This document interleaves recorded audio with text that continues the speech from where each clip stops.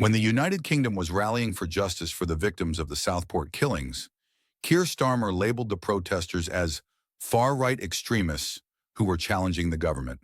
However, now that the perpetrator has been caught and is facing trial, Starmer has been confronted with difficult questions about his earlier remarks.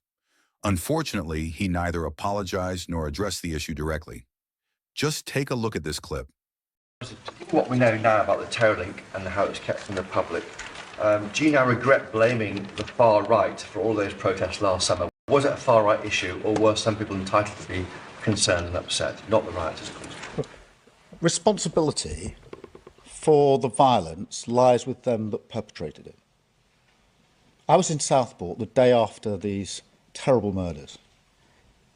I was acknowledging and thanking the frontline police officers and ambulance who had been at the scene. You can imagine what they had been through. They were back at work the next day. They were saying it was just their job. I could see in their eyes the impact it had had on them, what they had to deal with, what they had to see, how they endured that. As I arrived back in London, those same officers were putting their riot gear on and having bricks thrown at them. Those same officers. I don't think anybody can justify that, nor should they attempt to do so. Thank you, Chris. Do you believe Keir Starmer is the worst Prime Minister in UK history? If so, like this video and share your thoughts in the comments below.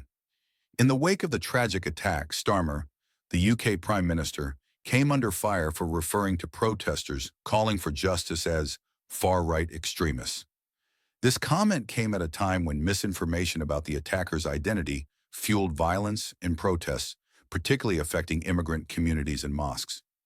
Now, with Rudakubana identified and on trial, Starmer is facing scrutiny over his previous remarks.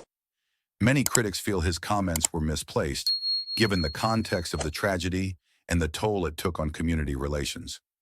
Despite the backlash, Starmer has yet to retract his statements or directly address the controversy in his recent public appearances.